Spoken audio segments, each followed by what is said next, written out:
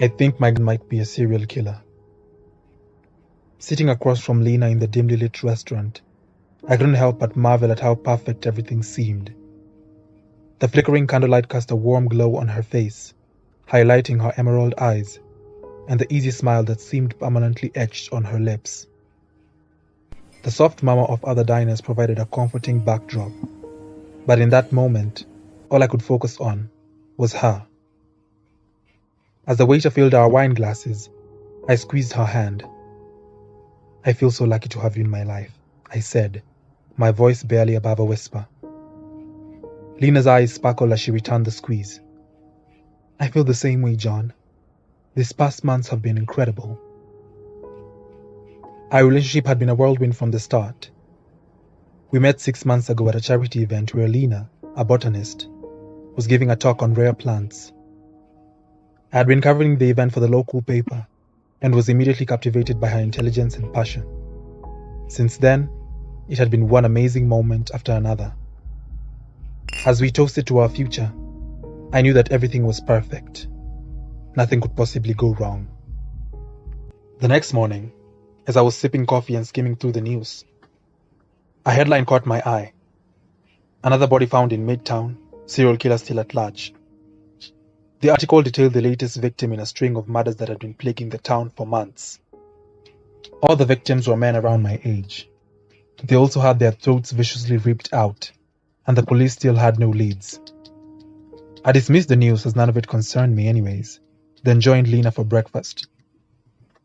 Lena and I had agreed that she would be moving in with me, so that day I had to help her pack. As I was helping her clean up the apartment, I stumbled upon something that made my blood run cold. It was a sharp dagger that appeared to have some kind of dried up liquid that looked like blood.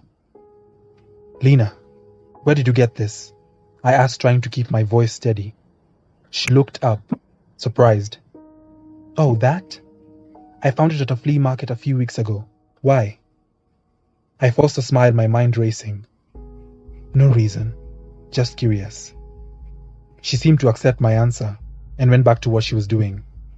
But I couldn't shake the feeling that something was very wrong. Who buys bloody daggers at flea markets?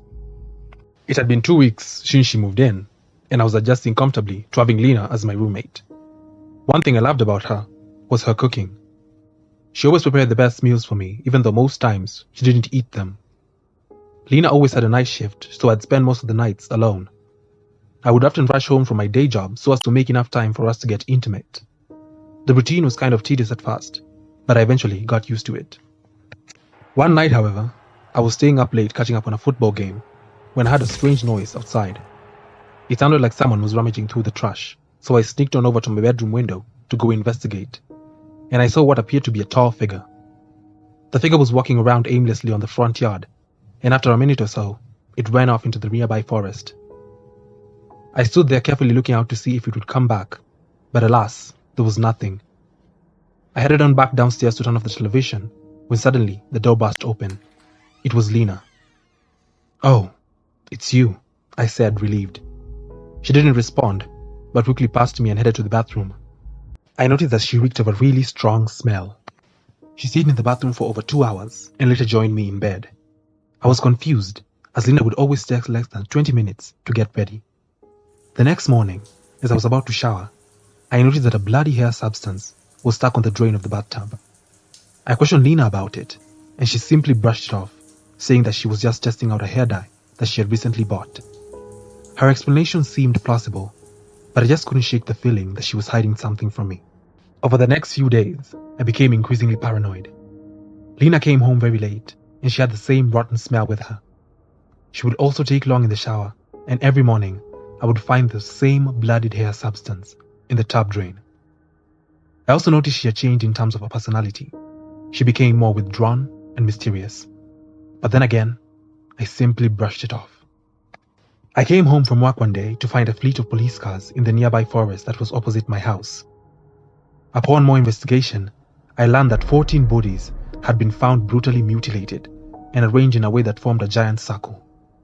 The police informed me that they suspected that the killer was dumping their victims in the forest. And then it suddenly dawned upon me. The tall figure I had seen the other day could have been the killer. I knew it wasn't safe, and that Lena was also not safe, and she would always come home late. So I had to convince her to take a break from her job, up until the police confirmed that it would be safe for her to be walking around at night. But Lena being Lena, she didn't listen. Despite the murders, she stuck to her routine and her job. I eventually set cameras within the house and its close environs just to be safe from the killer who was roaming around. For the past few days, I didn't get much evidence of anything, and I assumed it was safe. Well, that was up until one fateful evening. I was going through some of the footage when I saw something that made my blood run cold. Near the forest was a tall figure, except this time, I could see exactly what it was. It wasn't human. It didn't appear to be human at all. It was pale and extremely thin, and it also had long hair. But that wasn't all. The monstrous thing carefully walked from the forest. Then it quickly morphed itself into Lena, my Lena. My heart pounded fast as I struggled to comprehend what I had just seen. How was this possible? How could Lena be a killer? But worst of all, how the hell was she a monstrous shapeshifter? Man? Her voice startled me. I quickly stood up, being careful not to make her aware of my fear through my body language. Are you okay? You look like you've seen a ghost, she said. Yeah, I'm just tired, I lied. Okay, I am heading out to work in a few, so dinner is on the counter. Okay, I finalized with a fake smile. As Lena headed out, I sat in silence. I had to follow her and find out the truth.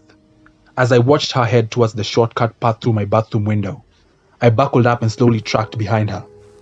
After about 30 minutes or so, Lena made a turn to go into the woods, so I followed her deeper until she stopped at a certain point.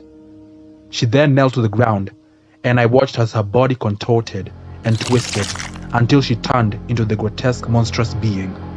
What bothered me the most was the rotten smell that surrounded her body after she had shapeshifted. It was the same smell that she had come with at home for the past few days. I watched as Lena, now in her monstrous form, dig her hands into the ground and pull out the body of a man. The man was wrapped up in a way a spider wraps its food before consuming it. Surprisingly, the man was still alive. As Lena began unwrapping the man from his bondage, the man sprang awake, and he screamed in terror. His scream seemed to excite Lena as she growled creepily. As Lena finished unwrapping him, she easily lifted his body like a rag doll and bit at his hand, instantly ripping it off. The man screamed in terror as what remained of his arm bled out profusely. My heart beat fast as I watched as Lena consumed the rest of the man's body with ease.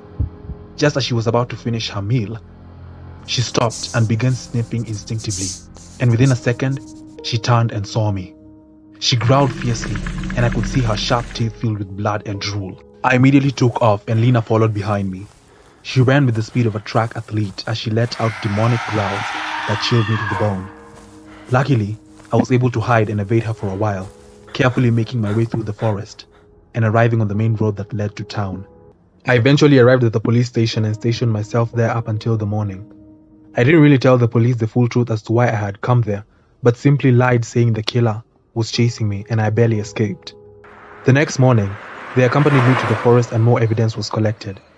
There were more mind-jarring mutilation of human bodies around the forest. Lena had really done a number on these men. The police banded the forest and the area within it a crime scene, and I was given a few hours to move out of my house just to be safe. As I was packing a few of my clothes and essentials, Lena, who had been in the house all this while, emerged. She looked really different. Her whole body was pale and thin. Her eyes, once full of life, were now empty and soulless. She stepped towards me and I slowly backed away, being careful. "John?" she said, her voice with a stutter. "What are you?" I asked. She fell to her knees as she cried intensely. "I am cursed. I have an insatiable hunger, and the more I try to satisfy it, the more I lose my human self." My heart broke for her as I could see the Lena I once knew was still in there. "What are you hungry for?" I asked. "Your fear. I can smell it. It excites me," she said with an evil smirk. She then lunged at me, and we ensured in a struggle. She violently clawed her sharp nails on my skin, tearing deeper, making me groan in pain. I looked into her eyes, and I saw her face contort and morph into an ugly creature, her mouth open wide, revealing her razor-sharp teeth. I pushed her face away, but she instantly bit my arm, and I screamed in pain. Just as I was about to get eaten, I had several loud blasts followed by her blood splattering everywhere. She looked at me in silence, then dropped to the ground, dead. What had just happened? I sat up and looked at the door. Standing there was one of the police officers who had escorted me, in his hand, a gun.